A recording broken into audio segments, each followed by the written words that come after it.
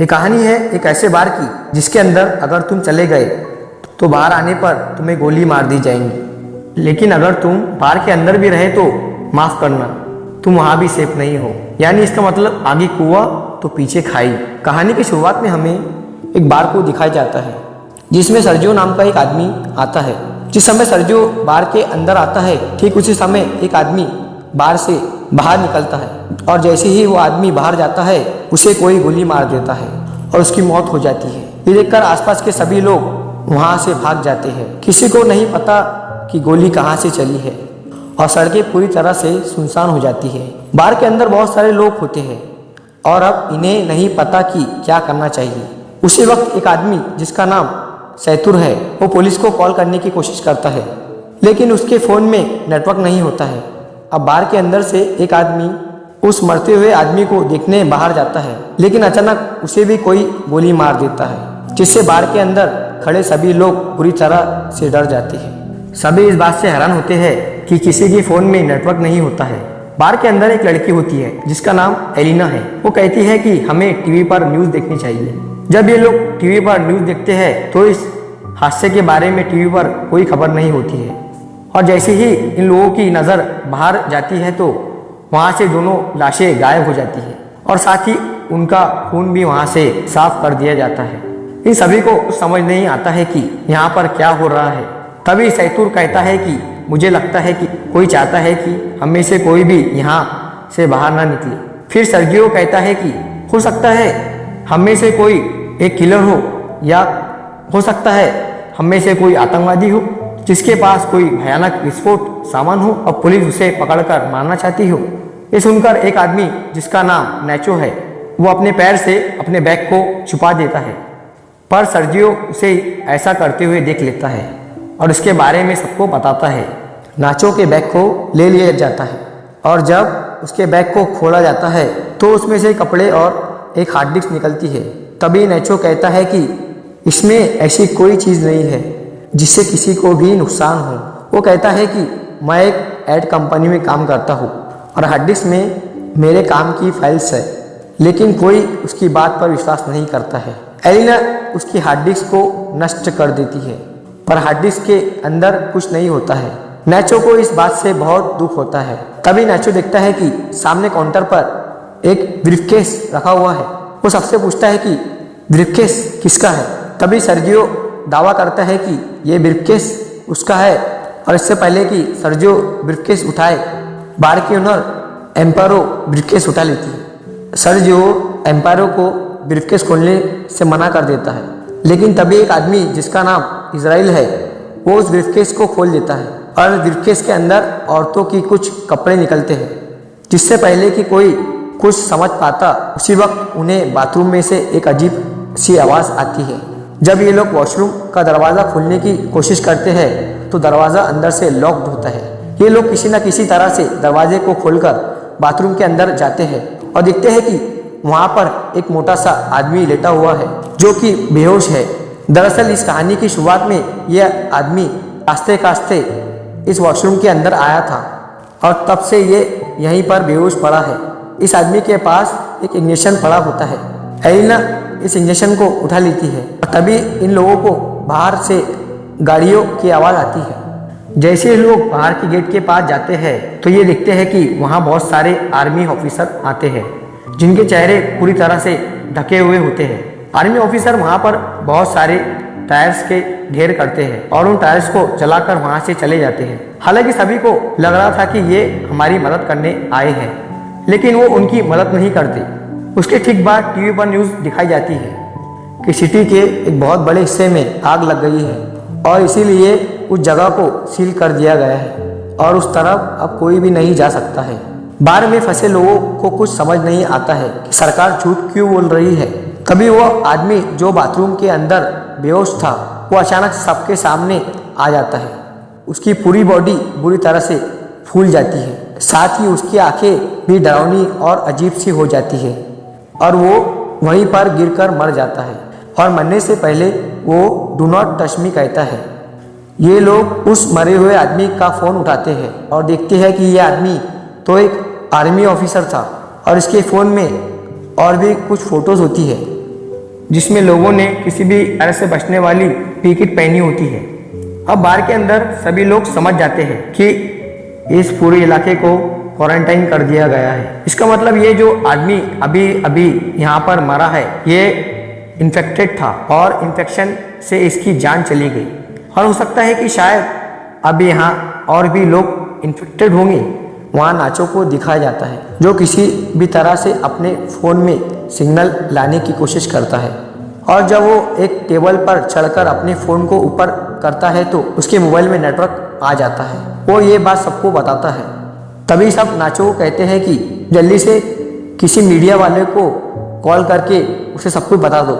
लेकिन तभी सैतुर भी फ़ोन पर बात करने के लिए टेबल पर चढ़ जाता है, जिस वजह से टेबल टूट जाती है। फिर एक आदमी जिसका नाम एंड्रेस है वो नाचो से फ़ोन मांगता है, लेकिन तभी एम्पारो उसे रोक देती है और कहती है कि इस फ़ोन को मत छूना, क्योंकि ये फ़ोन उस इन्फेक्टेड आदमी का था और अगर तुमने इस मोबाइल को छू लिया तो तुम भी इन्फेक्टेड हो जाओगे। सर्जियो और एंड्रेस इस बात से सहमत हो जाते हैं।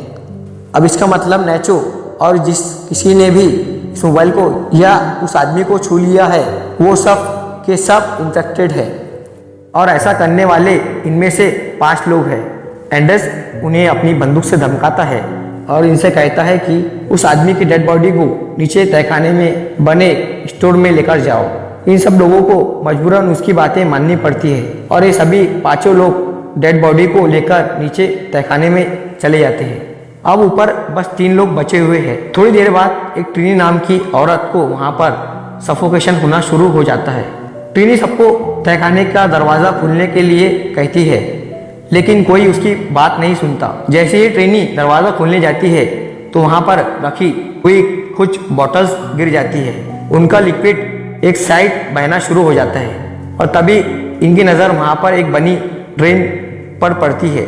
इसका मतलब ये लोग वहाँ से पानी के रास्ते से होते हुए वहाँ से बाहर निकल सकते हैं। फिर इजराइल उस ढक्कन को खोल देता है और वो ड्रेंच के अंदर से होकर वहाँ से बाहर निकलने का फैसला करता है। इसीलिए वो अपने पूरे शरीर को ऑयल लगाता है और उस ड्रेंच से नीचे जाने की कोशिश करता है, लेकिन ड्रेंच का छेद बड़ा नहीं होता है, इसीलिए वो नीचे नहीं जा पाता है। और तभी अचानक उन सभी लोगों को गोलियां चलने की आवाज़ आती है। आवाज़ सुनकर ये सभी लोग घबरा जाते हैं। फिर उन्हें ऊपर बार में धुआं दिखाई देता है, जिसे देखकर ये लोग समझ जाते हैं कि ऊपर जो 3 लोग थे उन्हें किसी ने मारकर पूरे बार को आग लगा दी है। वहीं दूसरी तरफ इजराइल अभी भी बुरी तरह से ट्रेंच में फंसा हुआ है। अब वो लोग सबसे पहले इजराइल को ड्रेन से बाहर निकालते हैं। कुछ घंटे बाद आग पूरी तरह से बुझ जाती है और वो लोग ऊपर बार में आने का फैसला करते हैं।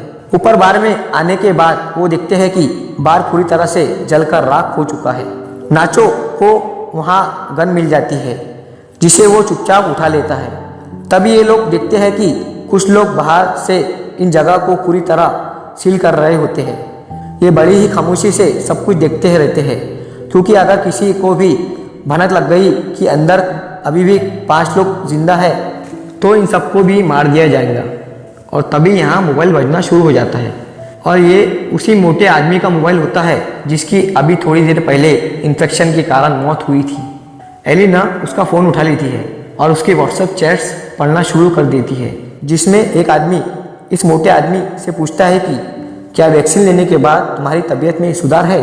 इस आदमी ने जवाब दिया होता है कि नहीं, मेरी तबीयत बहुत ख़राब है और मैं किसी बार के वॉशरूम में छुपा हुआ हूँ।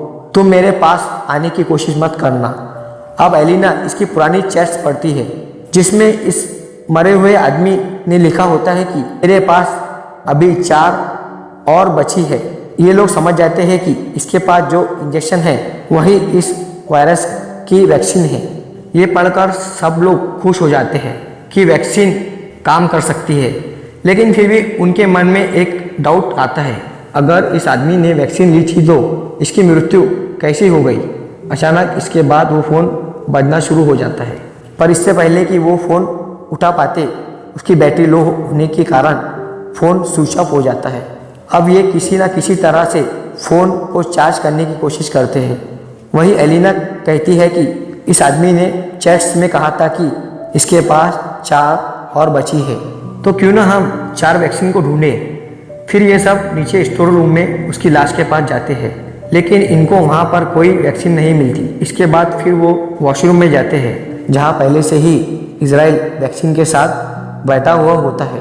इजराइल किसी एक से अपना बलिदान मांगता है, क्योंकि वो सब 5 है और वैक्सीन सिर्फ 4 है। इसलिए इजराइल सबसे पहले एक इंजेक्शन निकालकर अपने आप को इंजेक्ट कर लेता है। तभी नाचो उस पर अपनी बंदूक तान देता है, लेकिन इजराइल फिर भी वैक्सीन अपने शरीर में इंजेक्ट कर लेता है। इसके बाद नाचो और इजराइल के बीच में हाथापाई शुरू हो जाती है। इजराइल नाचो पर हावी हो जाता है और उसकी गन को छीन लेता है। इसी हाथापाई के दौरान वैक्सीन इजराइल के हाथ से छूट कर नीचे तहखाने में गिर जाती है। ट्रिनी तहखाने में जाकर वैक्सीन को उठा लेती है, लेकिन तभी गलती से उसके हाथ से वैक्सीन छूट जाती है और नीचे नाले में गिर जाती है। अब ये बेचारे सोच रहे होते हैं कि वैक्सीन को नाले में से कैसे निकाला जाए। इन सब में से एलिना सबसे पतली होती है, इसीलिए ये लोग उससे पूछते हैं कि क्या तुम अंदर जाकर उन वैक्सीन को ला सकती हो। पहले तो एलिना मना कर देती है, लेकिन फिर बाद में वो मान जाती है, जिसके बाद एलिना की बॉडी पर ऑयल लगाया जाता है और उसे उस छोटे से छेद के अंदर धकेला जाता है और बड़ी मशक्क़त के बाद वो नीचे नाले में गिर जाती है। एलिना वैक्सीन ढूंढ लेती है और पानी से बाहर जाती है। तभी नाचो वैक्सीन को तार पर बांधकर ऊपर भेजने को कहता है, लेकिन एलिना साफ साफ मना कर देती है, क्योंकि वो जानती है ऊपर 3 लोग हैं और वैक्सीन भी सिर्फ 3 ही बची है। एलिना सबसे कहती है कि अगर तुम्हें वैक्सीन चाहिए तो तुम्हें नीचे आना होगा। फिर उसके बाद ये लोग ड्रेंच के छेद को बड़ा करते हैं। तब तक एलिना बाहर का रास्ता ढूंढना शुरू कर देती है। थोड़ी दूर जाने के बाद उसे एक जगह पर रोशनी दिखाई देती है। सबसे पहले वो इंजेक्शन को वहाँ पर बने एक गड्ढे में छुपा देती है। इसके बाद वो सीढ़ियों से ऊपर जाकर देखती है कि वहाँ पर बहुत सारे पुलिस फोर्स है, जो कि बाढ़ में मरे उनके 3 साथियों को जला रही है। यहाँ से सीन शूट होता है और हमें दिखाया जाता है कि बाकी के 4 लोग जो ऊपर स्टोर रूम में थे वो भी अब किसी न किसी तरह से नीचे आ जाते हैं। इजराइल और नाचो के बीच में एक बार फिर से घमासान युद्ध शुरू हो जाता है और इस बार नाचो उससे बंदूक छीनकर उसे वहीं पर गोलियों से भून देता है। अब नाचो के पास गन होती है, इसलिए सब उससे डर रहे होते हैं। तभी नाचो सैतुर को अपने गन पॉइंट पर ले लेता है और एलिना को वैक्सीन देने के लिए कहता है। नाचो कहता है कि हमारे पास 3 वैक्सीन है और इसके मरने के बाद हम तीनों बच सकते हैं। फिर एलिना इन सबको बाहर की ओर ले जाती है, जहाँ उसने वैक्सीन छिपा रखी थी। धीरे धीरे ये लोग आगे बढ़ते रहते हैं। नाचो और एलिना आगे चलते हैं, जबकि सैतुर और ट्रिनी इनके पीछे चलते हैं। तभी अचानक ट्रिनी सैतुर को पानी में डुबाकर मारने की कोशिश करती है, ताकि सारी दिक्कत ही खत्म हो जाए। लेकिन नैचो ट्रिनी को ऐसा करने से रोक देता है, पर ट्रिनी नैचो से कहती है कि तुम मुझे मार दो ताकि तुम सब वैक्सीन बांट लो और तुम्हारी जान बच जाए। नैचो ट्रिनी पर बंदूक तान देता है, लेकिन वो गोली नहीं चला पाता है, जिसके बाद ट्रिनी नैचो से गन लेकर यहाँ से थोड़ी दूर जाकर अपने आप को मार देती है। अब सिर्फ 3 लोग बचे थे और इनके पास इंजेक्शन भी 3 ही थे, इसलिए सब एक एक इंजेक्शन ले लेते हैं। पर इससे पहले कि ये लोग अपनी बॉडी में इंजेक्शन लगाते, यहाँ पर इजराइल आ जाता है, जो अभी भी जिंदा है। इजराइल सैतुर पर पीछे से हमला करके उसे जान से मार देता है। अब इजराइल को गुस्सा आ जाता है और अब वो नाचो और एलिना की जान के पीछे पड़ जाता है। तभी नाचो और एलिना को सामने सीढ़ियाँ दिखाई देती है। वो दोनों सीढ़ियों की ओर आगे बढ़ते हैं, पर तभी एलिना के पास जो इंजेक्शन होता है वो उसके हाथ से छूटकर नीचे गिर जाता है। अब क्योंकि इजराइल भी उनके साथ सीढ़ियों पर चढ़ रहा है, इसीलिए वो नीचे नहीं जा सकते। नैचो जल्दी से अपने इंजेक्शन एलिना को देता है।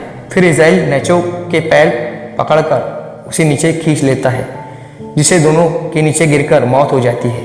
एलिना के पास अब जो वैक्सीन बचा है वो उसे अपने शरीर में इंजेक्ट कर लेती है और ऊपर ड्रेन के ढक्कन को खोलकर बाहर निकल जाती है। बाहर निकलते ही उसे बहुत सारे लोग दिखाई देते हैं और सरकार ने आगे के इलाके को पूरी तरह से सील किया हुआ है। तभी एक औरत उसकी बॉडी पर अपनी जैकेट डाल देती है। एलिना को बिल्कुल भी होश नहीं होता और वो चुपचाप उस भीड़ में शामिल हो जाती है। अंत में इस कहानी में हमें ये पता चलता है कि वो मोटा आदमी जो बाहर के वॉशरूम में खांसता खांसता गया था वो एक आर्मी ऑफिसर था और हो सकता है शायद आर्मी किसी तरह का कोई बायोलॉजिकल वेपन बना रहा हो ताकि वो दुश्मन देशों पर इस वेपन से हमला कर सके। लेकिन इसी दौरान इनका एक ऑफिसर इन्फेक्टेड हो गया। हालांकि इनके पास इस इन्फेक्शन की वैक्सीन भी थी, लेकिन ये ऑफिसर बीमार था, इसीलिए वैक्सीन ने उसके ऊपर काम नहीं किया। और जब आर्मी को पता चलता है कि उनका एक ऑफिसर बार के अंदर है तो उन्होंने पूरी एरिया को सील कर दिया ताकि वहाँ से कोई भी बाहर ना निकल पाए और उस वायरस को इसी जगह पर ख़त्म कर दिया जाए, चाहे इसके लिए उन्हें कुछ बेगुनाह लोगों को मारना ही क्यों ना पड़े। थोड़े बहुत लोगों के चक्कर में वो पूरे देश को खतरे में नहीं डाल सकते, इसीलिए उन्हें मजबूरन ये कदम उठाना पड़ा।